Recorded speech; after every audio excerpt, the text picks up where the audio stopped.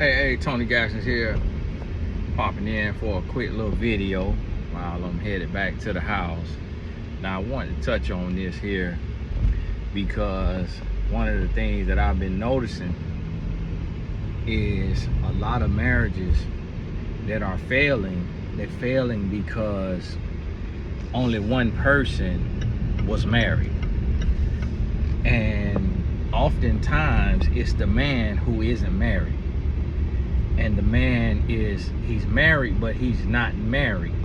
Meaning he's still talking to other women, he's watching nasty movies, he's doing different things that he shouldn't be doing, you know, listening to his homeboys and, you know, indulging in vices.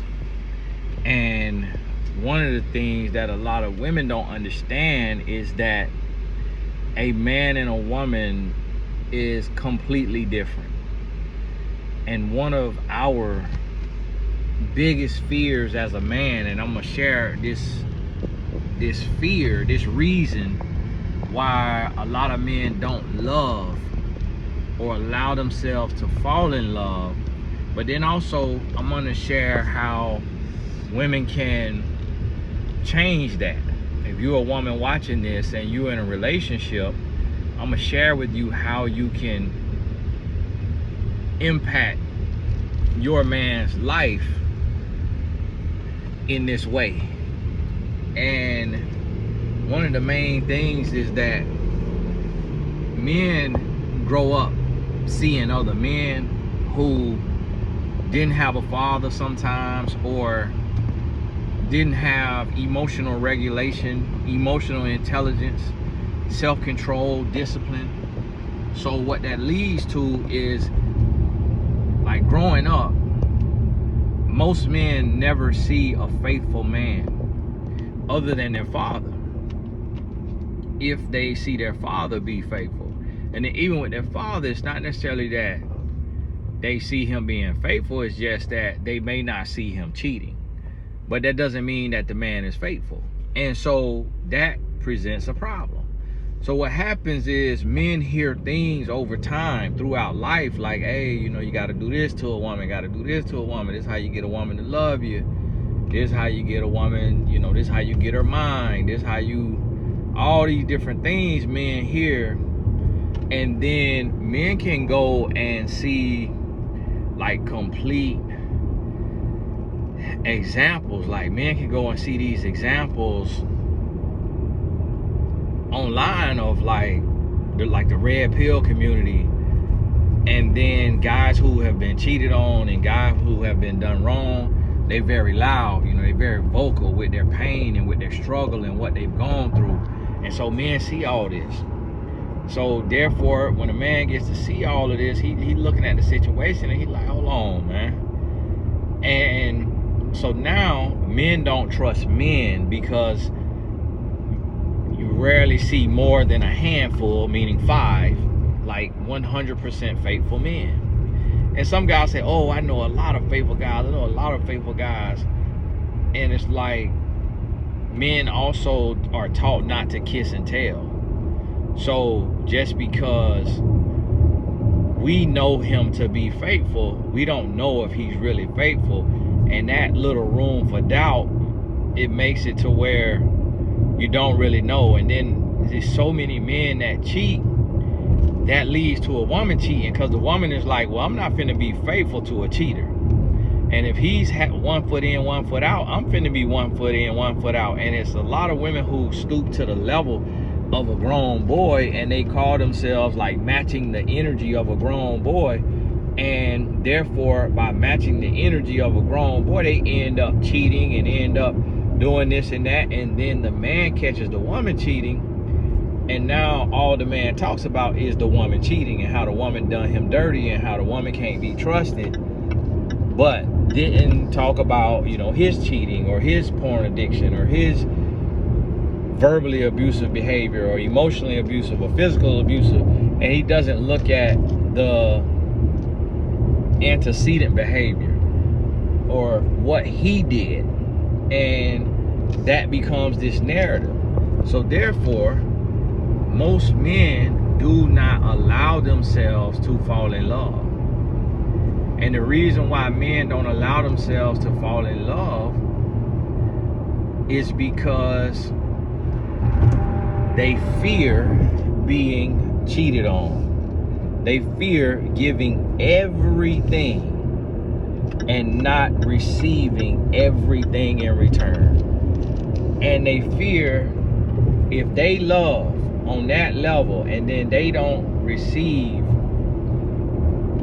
the reciprocal behavior, then they feel like they've lost, like they're empty. And a lot of men don't believe they have the power to heal. Most men don't believe that they could bounce back from a heartbreak. And in all honesty, most men don't bounce back from a heartbreak. Whereas with women, it's totally different. Like a woman could get cheated on and then she could move on to another relationship and she could find herself falling in love and being in love and like really loving that man, and then like forgetting her ex and moving on and having hope for the future and loving again. I seen a lady post that in a comment on a post somebody had made, and she was talking about how her first marriage was just like a little bit of time, and it was to this terrible guy, and now she's been in a marriage for, you know, decades, and she loved this man to no end, and he's amazing and just treat her amazing and never made her feel a negative way. And so she's like, listen, you know, I done forgot about my ex and who he was, and I'm in love with the current. And women have the power to do that, but most men don't. Most men never heal. Most men never forget. And sometimes it's not even a woman that the man was with or that a man was intimate with that hurts him. Sometimes it's what he saw his father do or did not do, or his mother do or did not do, his brother, his homeboys, his cousin, his uncle. Like, men are so impressionable that anything a man sees, it's like he takes it and he adopts it, or he adapts to it, and he said, this is life. And the reason why men are like that is because men are also hunters and warriors. And so a part of a survival instinct is to be able to adapt to your environment. So if a man sees that every man is faithful, he's gonna be faithful. If a man sees that majority of men are cheaters, he's gonna cheat. Because he's like, if I don't adapt, if I don't do what everybody else is doing, then I'm gonna be alienated. I'm gonna be alienated, isolated, ostracized, and I could be unliked, and then lead to being disrespected, being hurt, being this and that. So he just wants to be like the majority of the men around him. And so before my marriage, I can't remember ever being a faithful boyfriend, like in all the relationships, even from like high school. I can't. And the reason why is because it just wasn't a thing. Like, it just wasn't talked about. It wasn't promoted. And it was like women knew it. Like, women knew the men that was gonna cheat, and they'd be like, oh, you look like a player. Oh, I know you get a lot of women. And they just had this thing, and then women would get cheated on, and then as men, we see women fighting women. Instead of just like packing up and leaving, we see women going and physically fighting other women over a man who is cheating on the woman. And it's like, so I can cheat, and instead of you leaving, you're going to go fight the woman that I cheated with, and then all you're gonna do to me is just yell and scream and cry, but then you're gonna give me more sex and better sex, and you're gonna lose weight, and you're gonna look better, and you're gonna cook more, and you're gonna clean more, because now you're in competition with this other woman and you want to win. that ain't a bad deal. Well, let me cheat again. So then now men start to weaponize cheating. So because men live like this and think like this and operate like this on average, it makes it hard for a man to fall in love. Because a man does not trust himself. So therefore he cannot trust anyone else.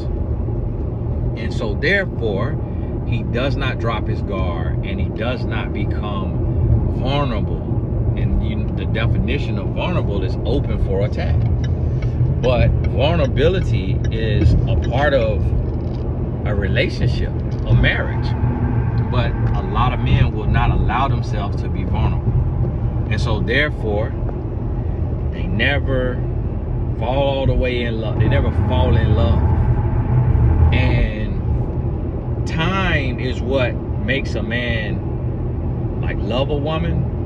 Now falling in love, that just comes when a man just relinquishes all. Like he lets go of his vices, he lets go of his fears, he lets go of those things, and he falls. That's why they call it fall in love. Like you let go. Like you have to let go. And sometimes, people try to be cute. Oh, I don't fall in love. I stand in love, or I walk in love, or listen, it's just a figure of speech. And all it means is you just letting go.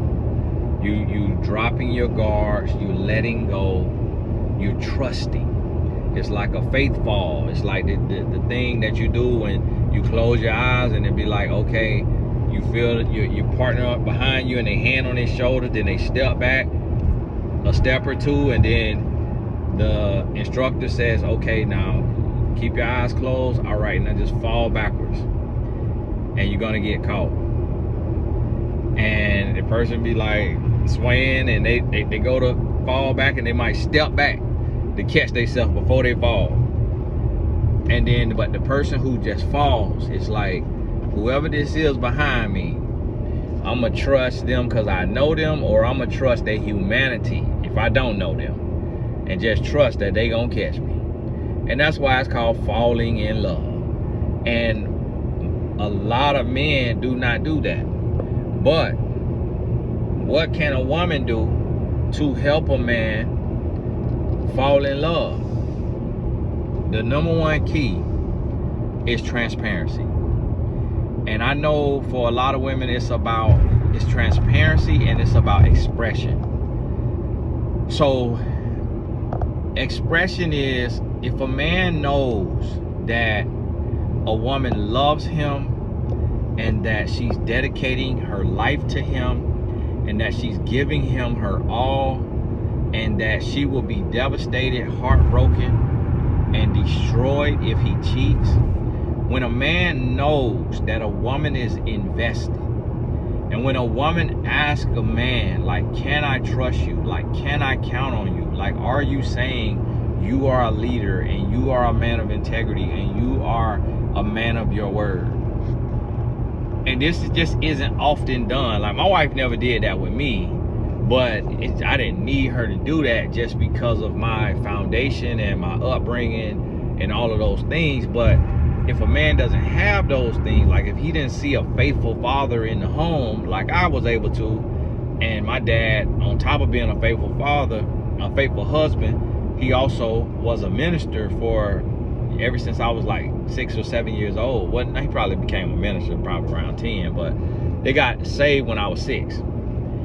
Got into the church. And so I saw integrity. Like, I never heard my dad curse.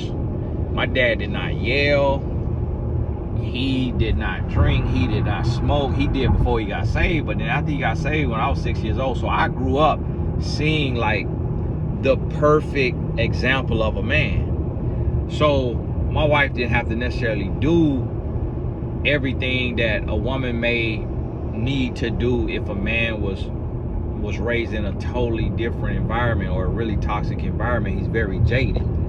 So when a woman expressed this, now you should not express this like in the first 6 months. Like, this should really be expressed like around the 12-month mark, between the 12-month and the 18-month. And that's after you've spent a lot of time with the man. Y'all talk every day, you date every week, and you really have seen him in different scenarios. You've seen him angry, you've seen him disappointed, you've seen him sad, you've seen him grieve a loss, you've seen him in all these different situations and scenarios. And so you able to realize and understand. You realize and you understand, and now you know him. And now that you know him, you trust them, you feel good with them, you feel comfortable, and you going from there. This truck done broke down in front of me. And no, I ain't gonna be able to help you with, because I can't jump this baby here. I can't hook my car up and jump nobody. One, don't know how to do it, and then two, you got that Trump stick on there. No, got that Trump stick on there with the Confederate flag. So, got to call your boy. Got to call old Trumper. Go on, get your life together. Excuse me. God bless you. Send a prayer up for you. Got to get to my wife. Get this stuff back to my wife. She got to fly. Old Trumper. Listen, I'm not finna put no president sticker on my car. Absolutely not. The president don't care about you. The president don't even know you. Put a, what would Jesus do? Now see, Jesus had the power to just heal the car. I ain't got that power. I got to go home. I got to go home. Nah, if I had the time and my wife ain't have a flight to catch, I ain't have to get this, then I would have stopped. For one, they probably would have told me they don't need my help, because I could tell they family lineage used to hang them high. I could look at them and tell they used to hang them high. You hear me? And they got that Trump on there. That Trump, that's just a badge of honor for these people. A lot of these people. And you know, a lot of black people is supporting Trump. And it's like, Trump do not like you. Trump do not. Biden don't either. But Trump definitely don't. And then Biden not the race now. So, and then Kamala, you know, she got her white husband, so she, you know, she's a divester. Got her old white husband, you know, I don't want nothing to do with y'all Negro. So it's like, hey, you got to, you know, got to vote for yourself, whatever you feel best. I ain't telling nobody how to vote. I see a lot of people telling people how to vote. Man, that's your own personal business. I ain't telling nobody how to vote, who to vote for. You want to vote, go vote. Live your life. I really render unto Caesar what's Caesar. I serve Jesus Christ. I don't care who in the office. I serve God. My life gonna be based on what God got for me. And that's when we start being so political and start worrying about so many politics, and we start thinking about the Lord. Now y'all, this ain't what the video about, but this just how my video. So if you new to this, the video gonna be have 10, 15 different lessons in it. But back to what I was saying. A woman has to be, you gotta be expressive. And when I say expressive, it's kind of like something where, like, you know, one time you have like a deep 30-minute, hour conversation, and you really make it clear that you putting your everything in this relationship. And that if this man, and you want to ask, like, you know, how do you trust people? Like, how do you trust? Like, do you trust me? And like, what does it take for you to build trust? Because I want you to know that I know it's a lot out here online, and I know that it's a lot of like cheating online. It's a lot of women cheat. And I know, you know, do you believe women cheat more than men or as much as men? And he probably gonna say yes. And he's gonna say, see, I knew that, but I'm here to tell you that I'm not that type of woman. And then transparency. Like, text in front of him, take phone calls in front of him, leave your phone unlocked. Like, when you go take a shower, leave your phone on the bed. And then live with integrity. So you should not be in your text message. And this go for men too now. For the men that's watching this go for men too. This is how you build trust with your woman, because a lot of women don't believe a man could be faithful.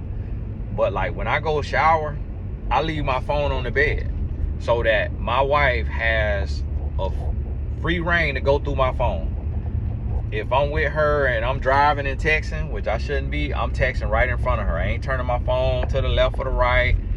And I don't have a privacy screen on here, no like privacy thing on here. and she knows my passcode. She be forgetting it, but she know my, or maybe she act like she forget it, and she'll go through my phone now. She will go through my phone, and I understand that, which I don't care because we won, we married. So she could go through my phone, I could go through her phone, and that's what a lot of people, that's why a lot of divorces happening, is because people talking about, oh, I don't go through my spouse's phone. And it's like, you gotta inspect what you expect. Meaning that if something feel a little off with your spouse, like you don't make it a practice of going through their phone. But if you have probable cause, like just something is a little off, like the energy is shifted, like something just ain't really feeling right, my spirit, then when you get a chance to get to that phone, when you married, when you dating, you don't go through phones because you're not one, you're still two. When you're not married, you don't go through phones. You just got to pick up on cues, you just got to pay attention. But when you married, you are one. There is no privacy in marriage. The only privacy is that what you two agree to give. But I'm going to tell you one thing as a married man. There is no reason for my phone to be off limits. Because there is nothing that I should not tell my wife. My wife should know everything. And she should be able to talk to me about everything. And she should know every single thing. The only thing that I don't talk to her about is my client's business, because it has nothing to do with her and she does not care. Like, never has my wife said, how was your coaching call, and who was it, tell me about the person. She don't ask me nothing. She don't ask me what videos did you shoot today. She don't ask. She is concerned about me and her and our kids. She could not care less about what I do for work. She don't pay no attention unless somebody bring it to her. Oh, your husband said this, or oh, he did this, or oh, I seen her friend might say, oh, I seen Tonyville, it was so funny, or I seen his post, it was this or that. It's like, oh, such and such said, they like your post or what have you. Oh, okay, cool. But other than that, you have to build trust, and you build trust through transparency. Having your phone locked and your man not having the code, turning your phone when you're texting, having secret phone calls, and doing all that type of stuff. Okay, there go my package right there. Just getting delivered as I'm pulling up. I ordered some meals, some little pre-meals. So that's how you're gonna build this trust with this man. And when he sees that you are open book, if he's not doing right, and now what you let a man know in the first 3 months is that you will cut him off if you catch him cheating. And so once y'all become an item, just let him know, like, listen, one thing that I don't play by is cheating.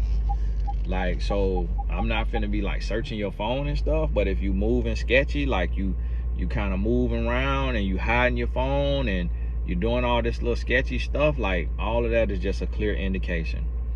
Because it's just one thing I know, and when it ain't nothing to hide, it ain't nothing to hide. And so the same thing with your phone, you shouldn't be talking to your girlfriends about your man. You shouldn't be talking to your mom and dad about your man, like complaining about him and talking about him. If you need to complain about him, hire a professional. Go to mymentor.life, hire a life coach or a therapist from mymentor.life, and you talk about that with a professional so that it is confidential, it's with that professional, it got nothing to do with nobody else. But do not bring your family and friends into your business when you just going through normal relationship stuff. Now, if you getting beat on and you getting really abused, then that's when you bring in friends and family as allies to help you create your exit strategy. So you got a plan B. But hey, this Tony, guys, I done got back home and hop on in here. Got to go and get these meals because I think they come in the freezer thing. Try these little meals to eat healthy. Chef made meals. This company called Factor. Send me a check now. Send me a check. I ain't stopping them now. It's a million of these companies out there that deliver the meals, and they get a little costly now, a little pricey. I mean, but also too, if you like to cook, that's a service you could create, and that's what the white people are doing. And I know a lot of times y'all be like, Tom, why everything about race? But we have to look at other cultures and learn from them. And when you see somebody doing better than you, then you need to learn from them. So one thing about white people, they turn anything into a business. So while you sitting here cooking every day, you could be making a meal plan of healthy meals, getting a flyer made, and sending that flyer to all of your coworkers, all of your family members, everybody you know in your city. And they could be paying you $50 a week for one meal a day. And you cook in bulk. You get the little package, you get the little paper, the little plastic that, like, you know, the machine that'll suck that plastic down on there, or like seal the plastic. And then you know, set it out in the temperature how it need to be, and you freeze it. Then you get your dry ice bags, you order them, you get your freezer bags, you get your box, and you ship it to your friends and family, or you go deliver it. Every Sunday or every Monday, you go deliver it to everybody who done ordered their meals. All the single men or all the single women or the busy people who don't like to cook, don't like to clean, they got your meals, and they know that it's made with love. They know you clean, and there you have it. You have a business. So I'm telling you, this is what I do. If you need help building your business, turning your gift into income, reach out to me. I'm on mymentor.life as well. You could book one-off sessions, or you could join the year coaching program if I have any space. I don't know if I have any space. I only work with 10 people in that program because it got text message access. So at the most, I may have one spot left. But tap in with me. God bless you. wealthofhealth.com. Get over there, wealthofhealth.com. Pre-order your elderberry gummy, all natural, all the properties listed on there. Pre-order that. You get any course. When I say any, I mean any course. Not coaching, not the year coaching program, but an online course. You get any one you want. Don't email in saying, can I have, did you mean this course? I said any course. It don't matter the price. And you get a free course for every pre-order of gummies that you make. So if it's 5 courses you like, order 5 bottles of the elderberry gummies. And I want to get off on quick now. I want to get off on because I want to show the people in the industry that we could do this too. That a black man could have a supplement company and build it to 100 million. And so I need your support on it, but I ain't just asking for your support. I'm giving something extra on top of it. That literally is a crazy offering, because some of my courses are hundreds of dollars or thousands of dollars, and people have paid that. But just because I'm that serious about getting this company off the ground and making it a success, I'm giving away my intellectual property, these courses, free of charge. Just got to email into support, forward your receipt to support@TonyGaskins.com, and then we will add you to the course when we see it, when we get time to sit down and add you to the course. So be patient, because it could take a week or two to do it, but we're working on it this week. God bless you. We'll talk soon.